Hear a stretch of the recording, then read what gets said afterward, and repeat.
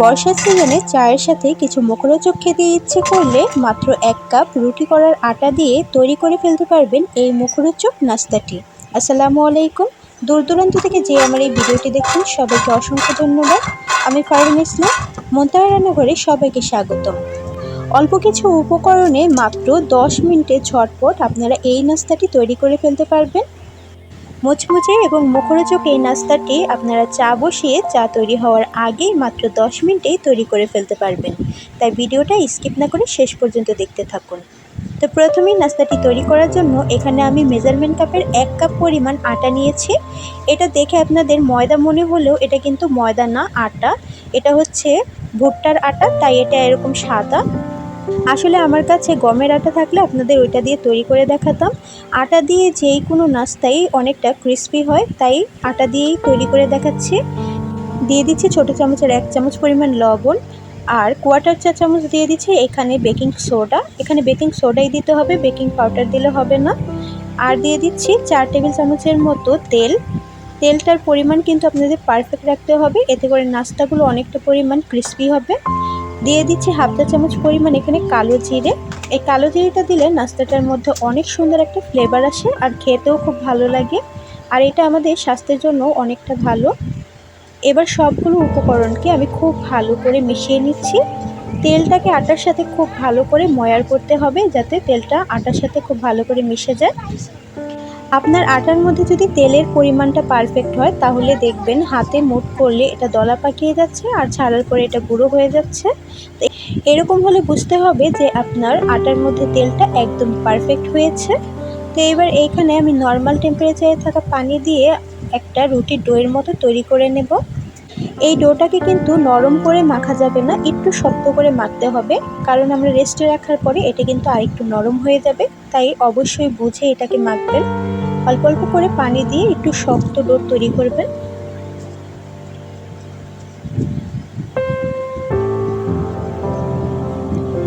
তো এই তো দেখতে পাচ্ছেন আমি এখানে শক্ত একটা রুটির ডো তৈরি করেছি। একেবারে শক্ত কিন্তু করলে হবে না, কিছুটা নরম রাখতে হবে, আবার একেবারে নরম রাখলেও হবে না, মাঝামাঝি রাখতে হবে। এবার একটা ভিজা কিচেন টাওয়াল দিয়ে এটাকে ঢাকনা দিয়ে ঢেকে রেস্টে রেখে দেবো 5 মিনিটের জন্য। এতে করে নাস্তাটা কিন্তু অনেকটা পরিমাণ সফট হবে আর খেতেও ভালো লাগবে। ফিরে এলাম 5 মিনিট পর। তো এবার ঢাকনাটা তুলে দেখিয়ে দিচ্ছি, দেখুন আমার ডোটা কতটা পরিমাণ সফট হয়েছে। আমি যদি আগে নরম করে মাখতাম তো ডোটা কিন্তু আরও নরম হয়ে যেত, এই কারণে একটু শক্ত করে মাখাতে হবে। এবার এই ডোটাকে আমি আরেকটু মাখিয়ে নেব। এবার ফিরের উপরে নিয়ে একটু মথে নিচ্ছি। এবার একটা ছুরির সাহায্যে এই ডোটাকে আমি 2 টুকরো ভাগ করে কেটে নেব। একটা অংশ আমি রেখে দেব আর অন্য অংশটা দিয়ে আমি এখানে ডো তৈরি করে নেব। হাতের সাহায্যে গোল বলের মতো ডো তৈরি করে নেব। আর এখানে ফিরের মধ্যে আমি একটু তেল মাখিয়ে নিচ্ছি, যেটা স্কিপ হয়ে গেছে, এই জন্য অনেক দুঃখিত। এবার এই ডোটাকে গোল বলের মতো শেপে আমি তৈরি করে নিয়েছি। এবার পাতলা একটা রুটির মতো আমি বেলে নেব। রুটিটা একেবারে পাতলাও করা যাবে না, আবার একেবারে মোটা করা যাবে না। নর্মালি আমরা যেভাবে রুটি তৈরি করি ওইভাবেই রুটি তৈরি করতে হবে। আর এটা কিন্তু আটা দিয়ে আপনার বেলা যাবে না, তেল দিয়েই কিন্তু বেলতে হবে। তো দেখুন এইরকম একটা পাতলা আমি রুটি তৈরি করেছি, একেবারে পাতলাও না আবার একেবারে মোটাও কিন্তু না। তো ছুরির সাহায্যে এই রুটির সাইডের অংশগুলোকে আমি এইভাবে কেটে বাদ দিয়ে দেব। এভাবে 4 কোণে একটা শেপ দিয়ে নিচ্ছি।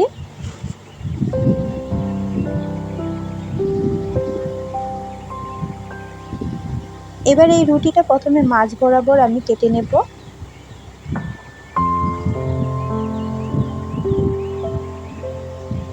তারপরে এগুলোকে 2টা অংশে এভাবে ভাগ করে নেব।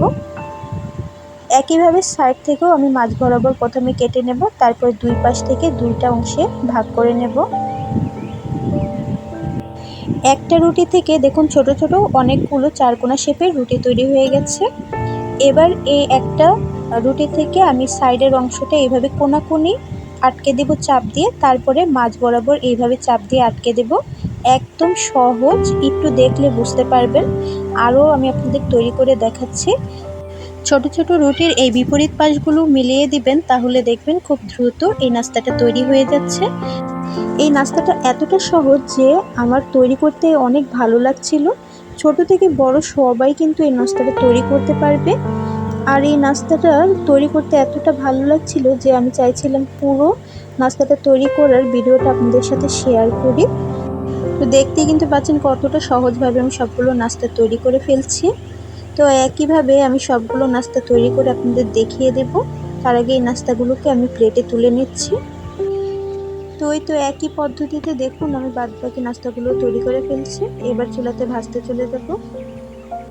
চুলার মধ্যে একটা প্যানে আমি কিছুটা পরিমাণ তেল গরম হতে দিয়ে দিয়েছি। তেলটা যখন হালকা গরম হয়ে আসবে তখন এক এক করে নাস্তাগুলো দিয়ে দেব।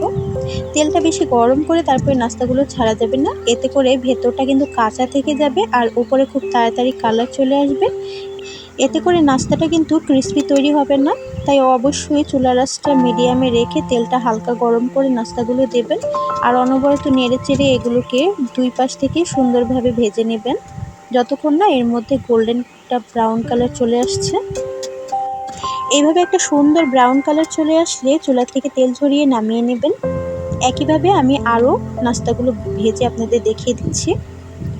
এই নাস্তাগুলো তৈরি করা একদম সহজ, ছোট বাচ্চারাও চাইলে এই নাস্তাগুলো তৈরি করতে পারবে। আর চা বসিয়ে চা তৈরির আগেই আপনারা কিন্তু এই নাস্তাটা তৈরি করে ফেলতে পারবেন।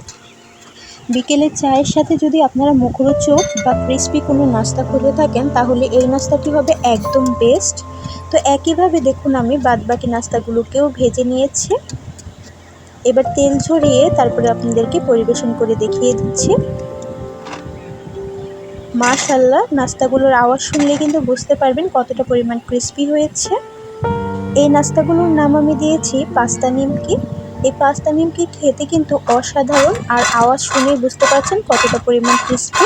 তো আপনারাও কিন্তু চা বসিয়ে চা তৈরির আগে এই নাস্তাগুলো মাত্র 10 মিনিটেই তৈরি করে ফেলতে পারেন। আশা করছি আমার এই ভিডিওটি আপনাদের কাছে ভালো লেগেছে। ভিডিওটি ভালো লাগলে আমার চ্যানেলকে লাইক এবং সাবস্ক্রাইব করতে ভুলবেন না। দেখা হবে অন্য কোনো ভিডিও নিয়ে। ততক্ষণ সবাই ভালো থাকবেন, সুস্থ থাকবেন। আল্লাহ হাফেজ।